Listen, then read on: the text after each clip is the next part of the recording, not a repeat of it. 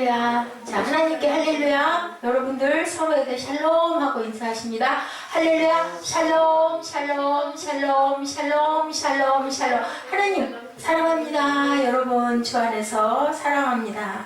사무엘하고 예지하고는 아주 그냥 명콤비에 없으면 안 될 사람들의, 또 없으면 너무 심심하고 있으면 뭐예요? 있으면 너무 불편하고 귀찮은 사람들. 그죠? 맞죠? 없으면 심심해서 안 되겠죠? 오늘 누구 얘기? 나다나엘이 얘기예요. 자, 빌립이 45절에 보니까 나다나엘을 찾아 이르되 모세가 율법에 기록하였고 여러 선지자가 기록한 그 일을 우리가 만났으니 요셉의 아들 누구다? 나사렛 예수다 라고 얘기를 해요. 자, 나다나엘. 여러분들 바 붙으면 뭐라 그랬어요? 응? 바 붙으면 뭐라 그랬어요? 아들. 아, 맞아. 바는 누구? 아들인데 바, 돌로메 그러면 뭘까? 돌로메의 아들. 아니, 돌로메의 아들. 응? 쉽죠? 바요나 시모나. 돌로메의 아들. 바요나 시모나는 요나의 아들 시모나. 그렇게 된다고 그랬어요. 자, 여기 이름이 둘이에요. 누구? 나 다니엘. 요한복음에는 나 다니엘, 마태, 마가, 누가, 이건 무슨 복음? 공간복음에는 바 돌로메의 아들 그렇게 나와요. 요한복음에서는 절대로 그 바 돌로메가 없어요. 그리고 마태, 마가, 누가 복음에는 절대로 나다나엘이라는 이름이 나오질 않아요. 그리고 항상 성경 안에는 나다나엘이 나오거나 바돌로메가 나올 때 누가 따라다녀요? 빌립이 따라다녀요. 빌립과 나다나엘과 빌립과 바돌로메는 굉장히 친한 친구예요. 그래서 그 성경학자들의 얘기가 바돌로메와 나다나엘은 같은 사람이다 라고 얘기를 해요. 아마 그게 100% 맞을 거예요. 그러니까 돌로메의 바 아들이 누구? 나 다니엘이다 얘기해요. 그 아들이다. 바는 항상 아들이라는 뜻을 갖고 있어요. 나다나엘의 이름의 뜻이 뭘까? 아는 친구 있어요? 하나님의 이름. 응? 아니요. 그 뜻. 우리 사무엘 이름의 뜻이 있죠. 우리 예지의 이름의 뜻이 있죠. 그죠? 이것처럼 바돌로메, 나다나엘은 하나님의 선물이라는 뜻이에요. 하나님의 선물. 자, 이 사람을 누가 만났어요? 예수님이 만났는데 뭐라고 얘기를 해요? 그곳에 뭐가 있겠느냐라고 얘기를 해요.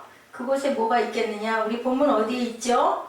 자, 한번 가서 만나보자 하고 그랬더니 나다나엘이 자기의 교훈을 보시고 빌립이 가로되 와보라 했더니 나사렛에서 무슨 선한 게 나겠느냐. 나사렛 어느 동네야? 나사렛은 누가 있는 동네? 근데 그곳은 어떤 곳? 어떤 곳? 화려하고 멋진 곳? 가난하고 조그맣고 그죠? 무슨 뭐 하는 곳이에요 거기는? 네, 아니 어촌이야. 어촌 바닷가, 생선 잡아서 고기 잡아서 먹는 가난한 사람들이 사는 그런 곳에서 무슨 46절에 선한 것 무슨 뜻일까? 선한 것, 좋은 것이 있겠느냐? 이거는 무슨 얘기를 하는 거냐면 나다나엘이 편견을 갖고 있어요. 무슨 편견? 그런 시골 구석에 뭐 좋은 게 있겠어? 라고 얘기를 하는 거예요. 뜻이 47절에 예수께서 나다나엘이 자기에게 오는 것을 보시고 그를 가리켜 뭐라고 그랬어요? 보라, 이는 참 이스라엘 사람이라. 그 속에 간사한 것이 없다. 무슨 뜻이에요? 간사하다. 뭐야? 간사하다. 속이는 나쁜 계략을 꾸미는 그런 게 없고 정직한 사람이다. 누가 얘기해요? 예수님이 어떻게 알았을까? 어떻게 알았을까? 응? 자, 그랬더니 그 다음에 뭐라고 얘기해? 나다나엘이 얘기하죠. 어떻게 나를 아시나이까? 라고 물어보잖아요.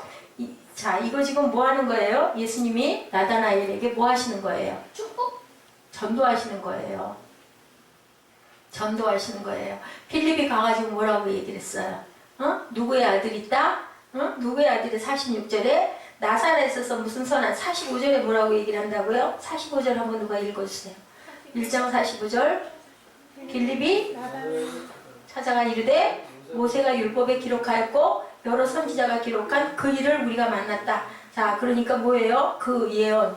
올 메시아가 났어. 한번 가보자 라고 했더니 46절에 무슨 그런 곳에서 선한 것이 날 수 있겠느냐 하니까 47절에 뭐라고 얘기를 해요? 가보자라고 얘기를 하죠. 누가? 빌립이 쫓아가가지고 한번 가서 만나보자. 그래서 만났어. 갔어요.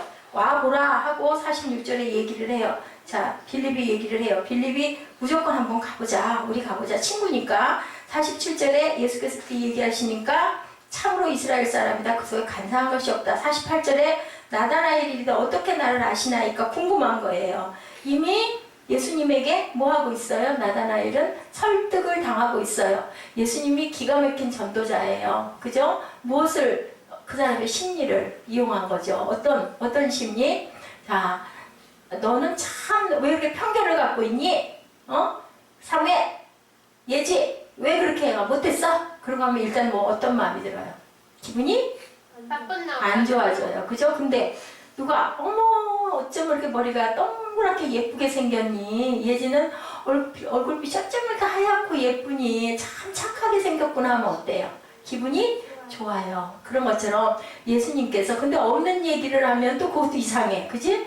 예지 얼굴이 동그란데 어머 너는 정말 얼굴이 조그맣고 갸름하구나 하면 어떨 거야? 그건 거짓말이잖아. 근데 예수님은 뭐라 그래요? 참 간사한 것이 없다. 그러니까 어떻게 아십니까? 이미 호감이 딱 들어갔어. 그러니까 예수님과 뭐가 통해요? 이제 대화가 통하는 거야. 이렇게 전도해라 라고 말씀하고 계세요. 어떻게 아시니까 예수님께서 얘기하시죠. 빌립이 너를 부르기 전에 빌립이 너한테 가서 너를 부르기 전에 내가 무화과 나무 아래 있을 때 보았다. 이거는 뭐냐면요. 그때 유대인들은 성경 묵상을 하거나 토론을 하거나 할 때 어디서 해요? 주로 무화과 나무 아래서 모여서 기도하고 그리고 묵상도 하고 했었어요. 그때 그 시절의 모습이에요. 무화과 나무 아래에서 보았다는 말은 나다나엘이 여호와의 율법을 묵상하고 있는 모습을 예수님께서 먼 발치에서 보신 거예요. 그랬기 때문에 내가 너를 그때 보았노라. 그랬더니 딱 49절에 뭐라고 그래요? 나다나엘이 고백하죠. 랍비여 당신은 하나님의 아들이시오. 당신은 이스라엘의 임금이로소이다. 이거는 누가 하게 한 거예요? 하나님께서 알려주셨다고 그러죠. 베드로도 그러죠. 살아계신 하나님의 아들이십니다. 그러니까 예수께서 뭐라고 그러셔요? 그거는 네가 한 게 아니라 하늘에 계신 하나님께서 너에게 알게 해주신 거고 그 믿음 위에 내가 무엇을 세우겠다? 이 반석 위에 교회를 세우겠다라고 얘기한 거고 똑같은 고백을 나다나엘이 그냥 만나자마자 예수님 만나자마자 예수님이 말씀 두 마디 하시고 나니까 하나님의 아들이고 이스라엘의 임금으로 오신 분이 맞습니다 라고 이렇게 고백을 해버리는 거예요. 50절에 얘기하시죠. 예수께서 대답하여 이르시되 내가 너를 무화과 나무 아래서 보았다므로 믿느냐? 이보다 더 큰 일도 네가 볼 것이다 라고 말씀하시고 51절에 예언하세요. 이르시되 진실로 진실로 너에게 이르노니 하늘이 열리고 하나님의 사자들이 인자 위에 오르락 내리락 하는 것을 보리라. 이거는 무슨 얘기일까? 오르락 내리락 하는 거 본 사람 누구? 맞히는 사람 30점. 어휴 예지 30점. 누가? 야곱이. 어디에서? 무슨 강에서? 무슨 강가에서? 베델에서 야곱 강가에서 꿈을 꿨는데 하늘에서 그저 돌베개를 메고 잠을 자는데 하늘에서 사다리가 내려오고 거기에 천사들이 오르락 내리락. 거기서 그 위에 누가 계신 거예요? 그래서 야곱이 누굴 만난 거예요? 하나님을 만난 거예요. 하나님을 만나서 눈 깨자마자 뭐라 그랬어요? 여기가 하나님의 전이다. 그리고 거기서 제일 먼저 뭐를 했어요? 기름을 붓고 뭐를 했어요? 예배를 드린 거예요. 그 자리가 교회가 된 거예요. 그 자리가 어디? 예루살렘 성전이 서는 자리가 된 거예요.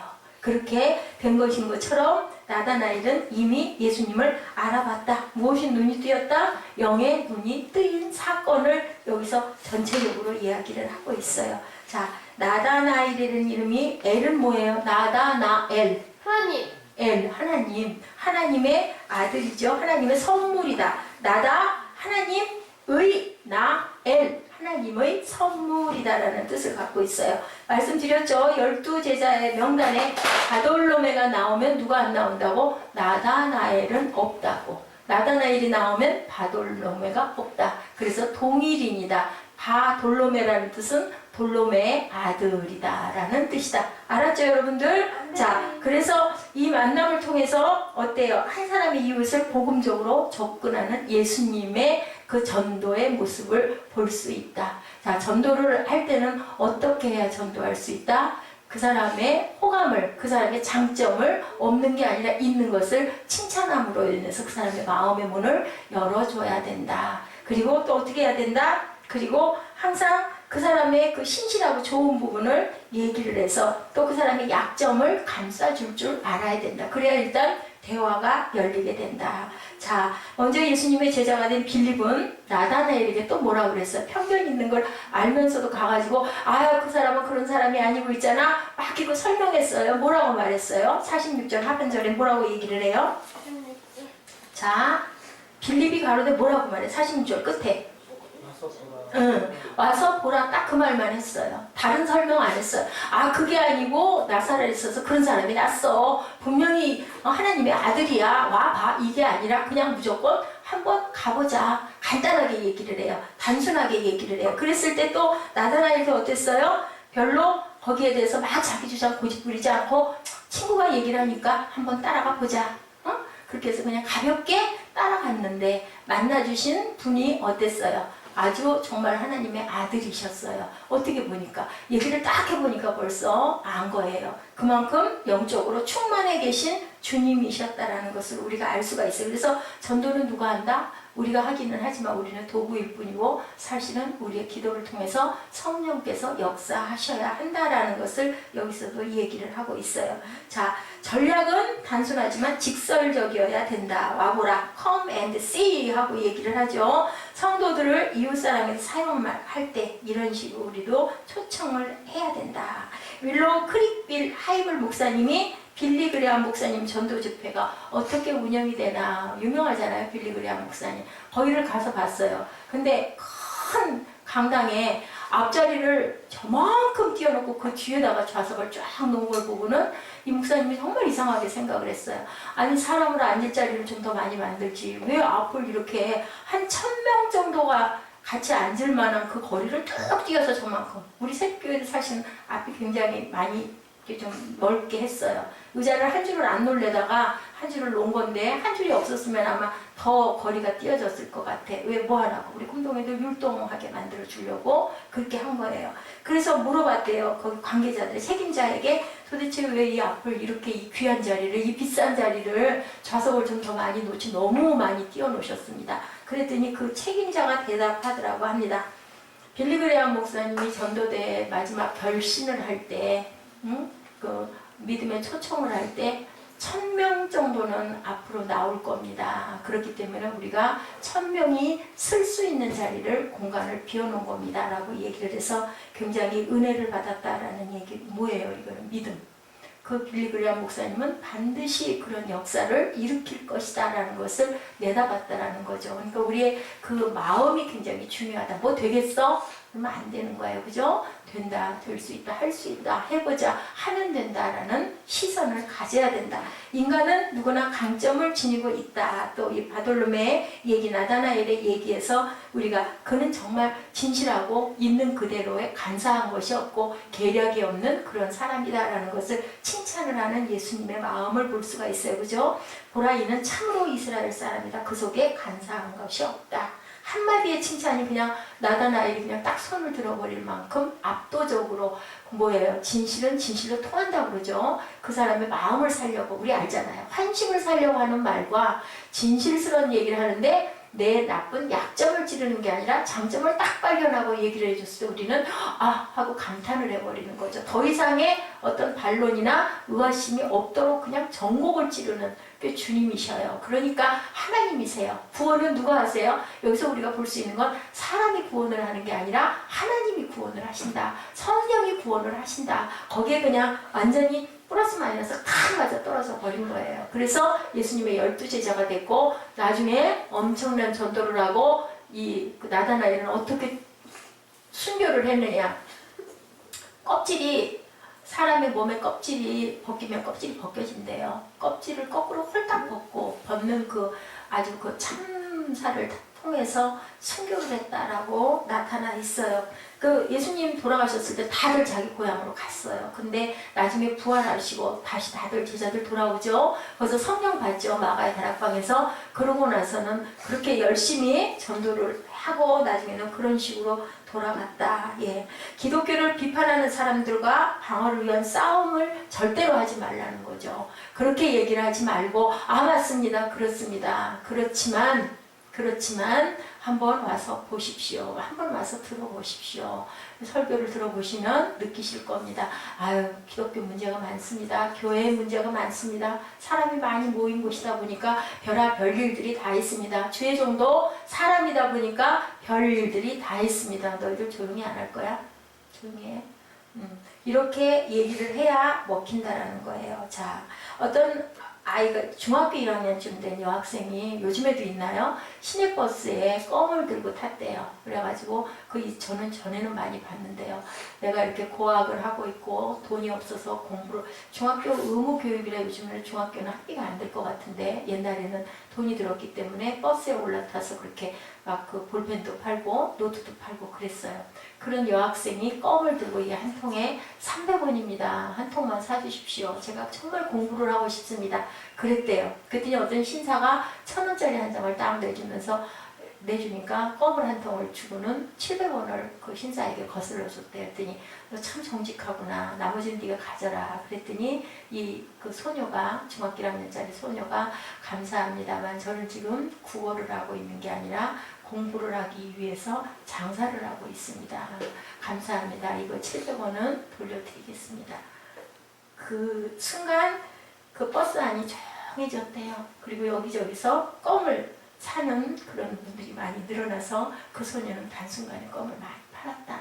뭐예요? 우리가 정직하고 그리고 어떤 어려운 상황일지라도 비굴하지 말고 당당해야 된다는 거죠. 이 소녀는 그렇게 해가지고 자기 자존도 세우고 창피한 게 아니잖아요. 껌을 팔아서 내가 공부를 하고 싶습니다. 그리고 분명한 거는 드릴 건 분명히 드리고 나는 그 이익금만 가지고 공부를 하겠습니다. 이런 자세가 필요하다라는 거예요.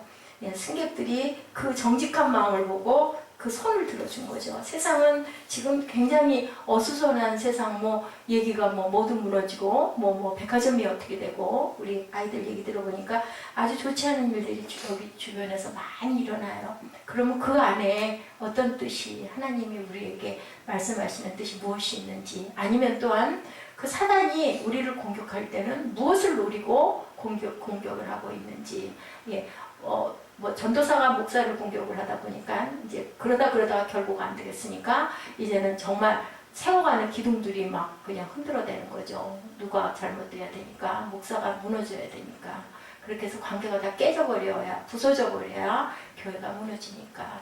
이것은 사람의 일이 아니라 사탄의 일이라는 것을 우리가 직시해야 됩니다. 인간은 다 부족하죠. 그 순간에 맞죠. 각자 입장에서 생각하면 다 맞습니다. 그런데 이런 일들이 도대체 왜 일어나나를 우리가 한번 숨을 크게 쉬어봐야 할 필요가 있어요.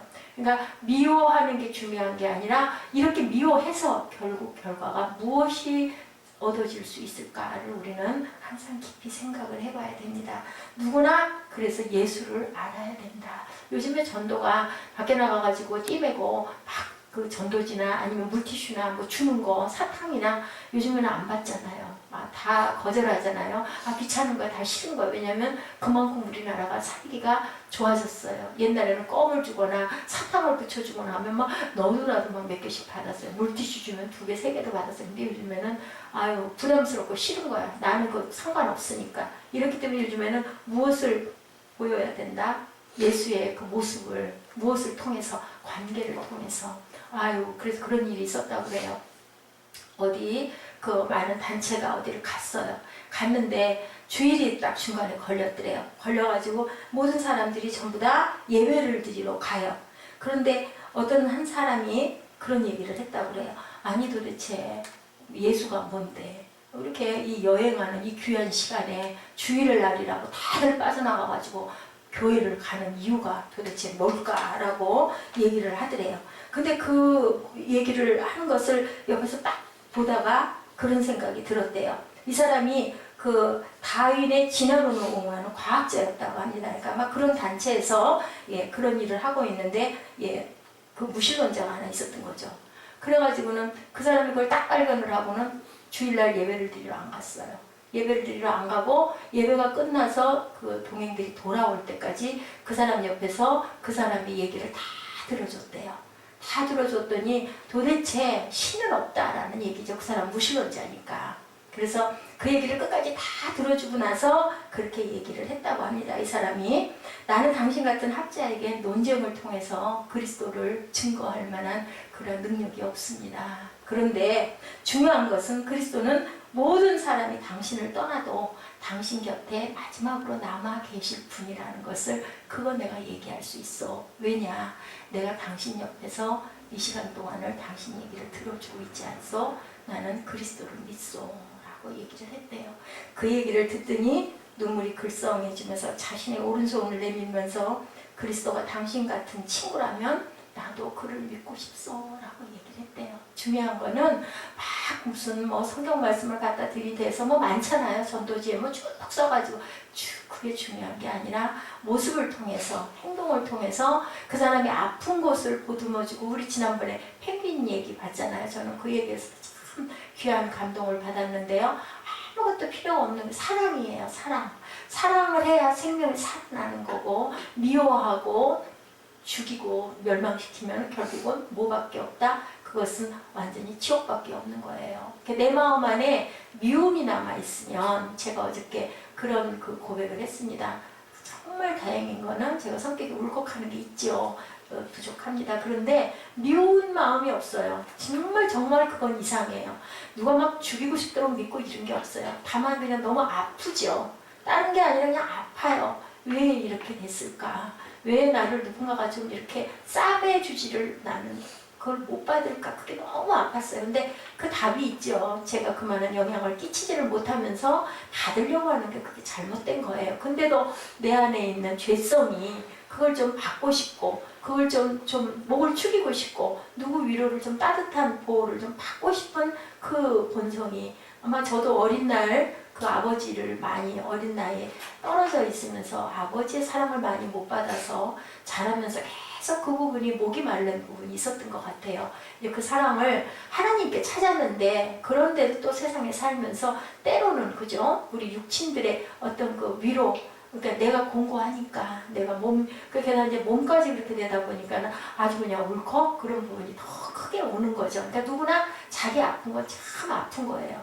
옆에서 볼 때는 뭐 보기에 멀쩡해 보이는데 근데 이제 저는 병원에 왔다 갔다 하면 이제 그런 부분들의 얘기를 듣다 보니 내 가족이 내가 믿는 사람이 내가 의지하는 그 몇몇 사람들만이라도 아이고 어떻게 하고 위로를 좀 해줬으면 다른 게 아니라 뭐 돈이 필요 없고 그런 게 아니라 뭘 사고 안 사고가 중요한 게 아니라 조금 정말로 진심으로 귀 기울여서 좀 들어줬으면 염려해줬으면 이런 마음 이제 그게 지금 여기에 저 무신론자라는 그 사람이 옆에 머물러서 있으면서 그 얘기를 들었을 때 무신론자가 아니라 정말 이제 나도 하나님이 안 계시다는 게 아니라 불가지론으로 바꾸는 거죠. 하나님 분명히 신은 있구나. 왜냐하면 당신이 내가 뭐라고 내 옆에서 이 귀한 주의를 어기면서 우리 생각엔 그러잖아요. 그래도 주의를 지키고 얘기를 해야 될 거 아니야. 그건 뭘까요? 그만큼 생명이 중요하니까 저는 여기서 예배하겠습니다 인 거예요. 예, 지금 우리 우리나라도 그렇고 우리 그 기독교 전체가 조금 문제점이 있기는 있는 거죠. 무조건 교회 가서 어쨌든 간에 뭐 변하고 말고는 다 상관없이 예배 때는 무조건 예배 드려야 돼. 옆에서 사람이 하나가 숨이 넘어가는 일이 있어도 상관없고 나는 예배 드릴 거야. 이게 중요하잖아. 그게 중요한 게 아니고 그래서 주님이 말씀하시잖아요. 예루살렘에서도 아니고 이 산에서도 아니고 너희가 진정과 신령으로 예배 드릴 그날이 있을 것이다. 그것은 어디에서? 네 생활 안에서 그것들이 예배가 돼야 된다. 가장 중요한 게 그거예요. 내 이웃이 내 부모가 내 형제 자매가 내 가까운 사람이 아픔을 당할 때는 예배도 좋지만 그 사람을 먼저 싸매주고 보듬어주는 그것이 바로 예배다. 왜? 주님의 사랑을 나타내는 것이기 때문에. 그래서 여기에 그 사람을 건진 거죠. 그리스도가 당신 같은 친구라면 나도 이제는 그리스도를 믿겠어. 우리 생활 안에서 이거를 보여야 된다. 나다나엘은 예수님의 12제자 중에 한 사람으로 바돌로메로 불려지기도 합니다. 나다나엘은 하나님의 선물이라는 그러한 이름을 갖고 있어요. 나다나엘은 예수님의 제자로 부름을 받고요. 하늘의 일꾼으로 쓰임받는 그러한 믿음의 사람인데 그 사람은 하나님 오실 메시아를 바라고 기다리고 있었던 대망했던 사람이고 그리고 또한 오실 것을 분명히 믿었어요. 아까 우리 에스 집사님 기도한 것처럼 분명히 믿어야 되는데 우리가 믿으면서도 눈에 보이지 않다 보면 또 현상이 너무 힘들다 보면 시험에 들죠. 도대체 언제야? 왜 그런 거야? 도대체 이건 또 무슨 일이야? 막 이렇게 되죠. 그러면 속에서 우리의 죄성이 살아나기 때문에 혈기가 불끈 솟아나니까 부딪히는 거예요. 부딪히면 결국 어떻게 돼요? 깨지고 피 터지고 상처 나고 그냥 무너져 버리면 쓰러져 버리면 이제 끝이니까. 그게 제일 중요한 거 뭐냐? 관계가 끊어져야 되니까 사단은 그걸 떠는 거죠. 잘못하고 잘하고를 하나님은 그걸 보시질 않아요. 저도 이 사건을 통해서 기도하면서 이 교회가 그래서 세워진 거예요. 여기서 기도하면서 하나님이 순간순간 알려주신 것은 하나님의 시선으로 볼 때 잘한 너나 잘못한 쟤나 하나님이 볼 땐 똑같아요. 너무 억울하잖아요. 그죠? 내가 잘못하지 않았고 저 사람이 잘못했는데 하나님은 우리 부모가 그렇잖아요. 자식이 큰 자식은 잘하고 작은 자식이 잘못해서 둘이 싸워요. 그러면 어때요? 잘못한 자식도 어느 면으로는 이해가 가고 잘한 자식도 좀 안쓰럽기도 하고 그렇지만 어디에나 우리 자동차가 사고가 나도 어떤 정말 황당한 경우가 가끔 있어서 가만히 서 있는 차를 뒤에서 와서 들이받는 경우도 가끔 있지만 그런데 대개는 하여튼 80%가 됐든 20%가 됐든 자잘못이 있는 거거든요. 입장으로 보면 하나님은 그 영혼 자체가 중요하고 귀한 거예요. 그렇기 때문에 네가 걔를 대신 정죄하고 죽이지 말라인 거예요. 어떻게? 너는 그저 잠잠히 있어. 왜? 하나님이 가르쳐주신 율법대로 그리고 주님이 와서 알려주신 그 방법대로 사랑해라. 그리고 용서해라. 왜? 너 자신을 위해서. 나머지는 누가 한다? 나머지는 내가 할게. 내가 분명히 갚을 것이다. 근데 우리는 어때요? 도대체 왜 저 사람은 저렇게 악한 사람이 저렇게 잘 살아? 혈기가 나죠. 그러면 우리 마음 안에 천국을 잃어버리게 되는 거예요. 아주 안타까운 거죠. 정말 안타까운 거예요. 하나님은 우리를 위해서 너희가 용서하고 사랑하라고 말씀을 하시는 거예요. 그 나다나엘 얘기를 했었는데요. 나다나엘은 메시아를 대망했던 사람이고 속에 간사한 것이 없다고 주님께서 말씀하시죠. 나산에서 무슨 선한 게 날 수 있냐는 편견을 갖는 그런 솔직한 사람이었는데 주님께서는 오히려 그것을 보시면서 그게 단점이 있으면 단점에 또 거기 똑같은 장점이 될 수도 있는 거예요. 그 부분이 아주 충동적이고 아주 혈기가 왕성한 사람은 그것을 좋게 사용하면 엄청난 정열로 쓰일 수도 있는 거예요. 온전한 것을 터득하고 가면 이런 것처럼 너는 정말 간사한 게 없다. 나다나엘은 또 기도와 묵상을 잘했던 무화과 나무 아래서 하나님께 기도하고 묵상을 신해. 묵상은 뭐예요? 되씹는 거예요. 말씀을 한 자를 가지고 깨달을 때까지 이게 묵상이거든요. 근데 묵상이 눈을 감고 소리를 안 내는 게 묵상이 아니고요. 중얼중얼 작은 소리로 고백하는 게 묵상이에요. 나다나엘은 예수님을 만나자마자 신앙 고백을 결단할 수 있을 만큼 하나님의 영으로 충만하고 민감했던 사람이었다. 성령으로 민감해져야 돼요. 우리가 어떤 게 옳고 어떤 게 그르다라고 딱 마음에 오면 그대로 밀고 나가야 돼요. 옆에 현상에 절대로 요동하지 말아야 돼요. 이거 선한 것이 무엇인지 아닌 게 무엇인지 나한테 지금은 좀 답답하고 불이익이지만 이것이 결과가 뭐가 일어날 것인지를 얼른 왜냐하면 영적으로 충만하고 우리 안에 성령이 계시면 알게 하세요. 그래서 제가 늘 얘기하죠. 내 뜻과는 너무 반대로만 기도할 때마다 하나님이 깨닫게 하신다. 그렇기 때문에 내가 차마 이렇게 하고 싶어도 그걸 못해요. 근데 시간이 좀 지나고 나서 이렇게 뚝 떨어져서 생각해보면 맞아. 그렇게 했어야 했고 전에도 또 그렇게 했어야 됐어. 안 했기 때문에 지금 이렇게 공고한 상황이 된 거야. 우리가 부족한 사람 하나를 같이 마음을 합해서 조금 더 양보하고 확 싸줬었더랬으면 지금 이렇게 분리가 되지 않을 건데 첫째로는 저부터도 그래도 이렇게 나다나엘처럼 북돋아가지고 부족한 사람을 막 칭찬을 해줬더라면 그랬더라면은 오히려 우리가 함께 더 갈 수도 있었을 건데 그러다 보니까 차선으로 가다 보니까 이렇게 어렵고 답답한 일들이 일어난다. 관계가 깨져가지고 좋을 일은 어디에도 없다라는 거죠. 왜? 살아계신 하나님이 계시니까. 안 계시면 그 그냥 악으로 막 퍼져나가가지고 악이 그냥 우리를 점령하겠지만 우리는 기도하고 여기는 교회고 하기 때문에 하나님이 보고 계시기 때문에 악이 절대로 승리하는 일은 없다라는 거죠. 기도하고 있기 때문에. 나다나엘은 이렇게 신앙 고백을 결단한 사람. 랍비여 당신 하나님의 아들이라고. 5번째로는 나다나엘은 하늘이 열리는 비전을 품었던 사람이었다. 왜? 하늘에서 사닥다리가 오르락 내리락 하는 걸 볼 것이다. 뭐예요? 하나님을 너는 만날 것이다 라고 예언하신 거예요. 만났잖아요. 성령이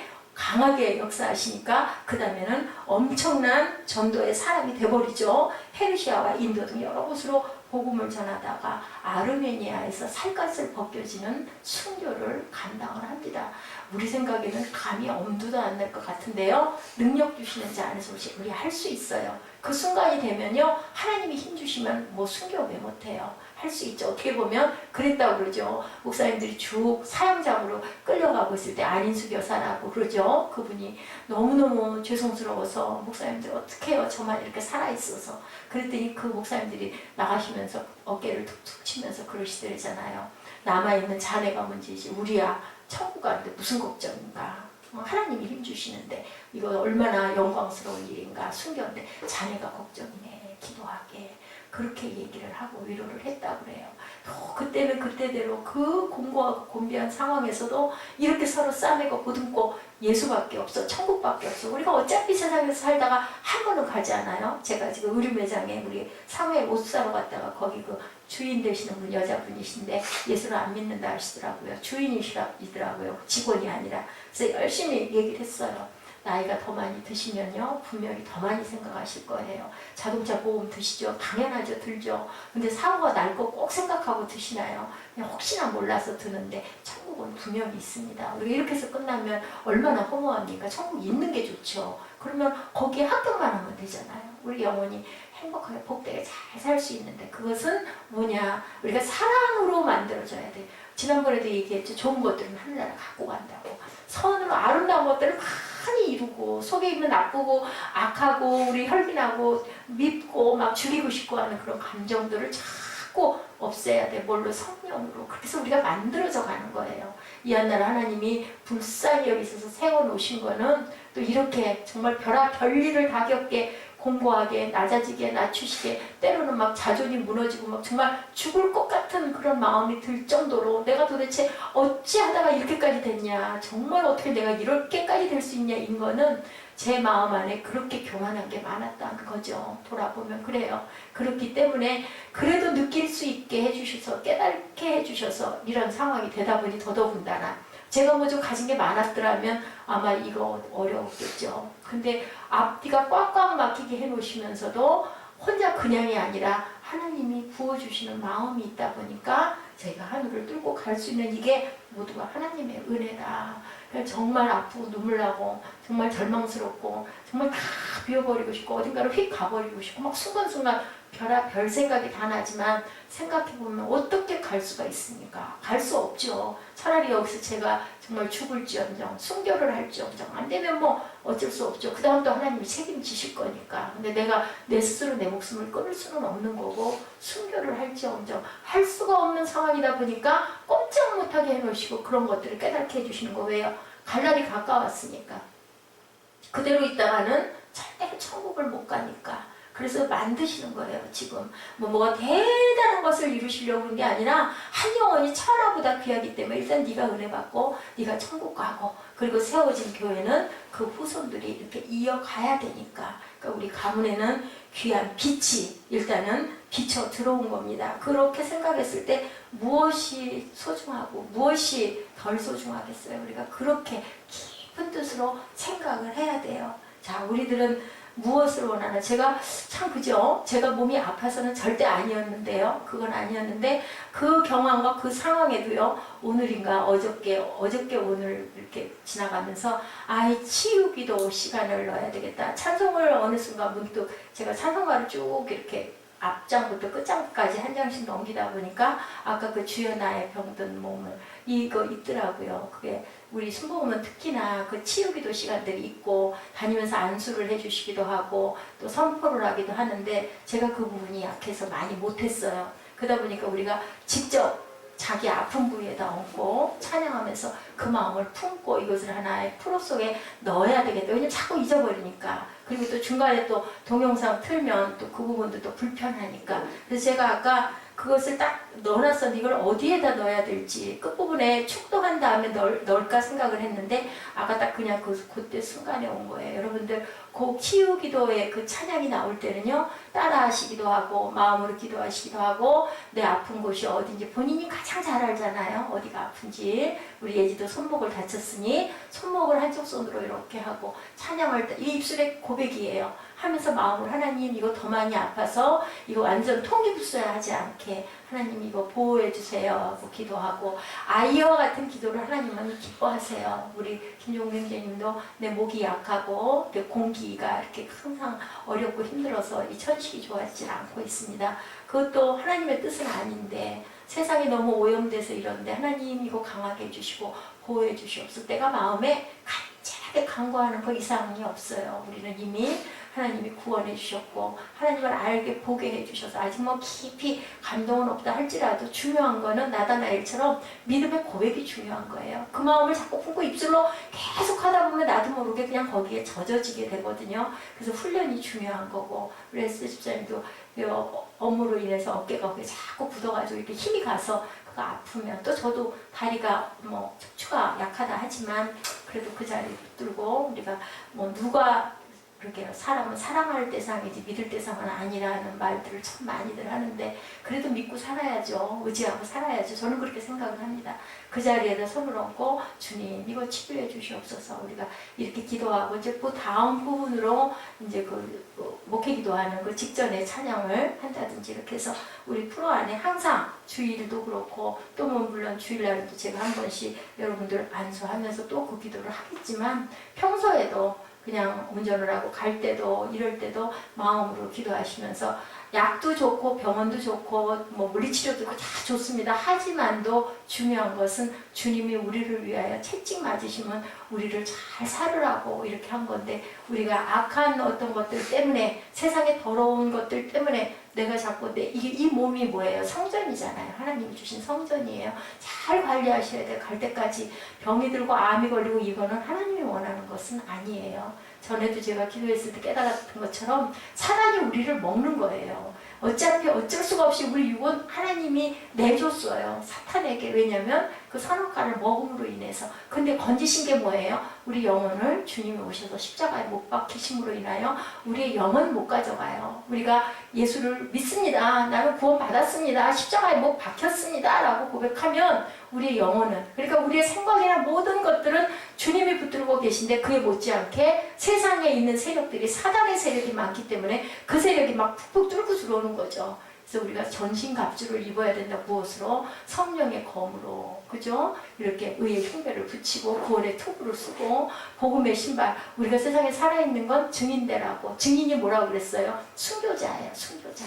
죽을 수도 있다. 왜냐하면 내 생명이 내 게 아니기 때문에. 그냥 딱 이렇게 생각하면 돼. 나는 하나의 그릇으로. 우리는 질그릇 이상은 아니에요. 근데 왜 귀하고 가치가 있느냐? 질그릇 안에 호화가 있잖아요. 주님이 계시잖아요. 우리 가운데. 그래서 우리가 귀한 거예요. 천하보다 귀한 거예요. 나는 귀한 자인 거예요. 내 값은 내 몸 플러스 예수님 값이. 예수님 값이 얼마가 될까? 그죠? 값으로 계산할 수가 없는 귀한 그런 보석들이에요. 이렇게 생각을 하시고 우리가 언짢은 일, 어려운 일들이 순간순간 닥친다 할지라도 앞으로도 어제도 그런 일이 있었지만 또 앞으로도 또 엊그제도 있었지만 닥친다 할지라도 이 일이 왜 일어났을까? 이 일이 이렇게 돼서 터져서 이렇게 되면 결국은 어떻게 될 것인가를 우리가 한번 참 힘들지만 숨을 쉬고 생각을 해봐야 된다는 거죠.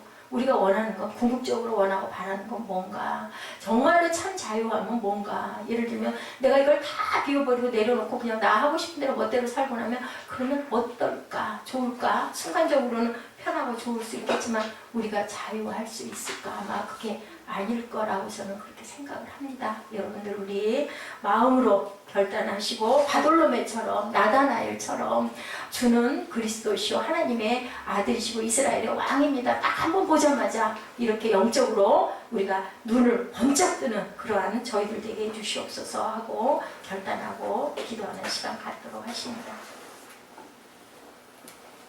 자, 바돌로메가 뭐라고요? 돌로메의 아들. 그리고 뜻은 선물이다. 하나님의 선물이다. 라는 뜻을 갖고 있다. 자, 우리 특송하시죠. 자, 530장 한 번 더 하고, 한 번 하고, 찬양의 제사.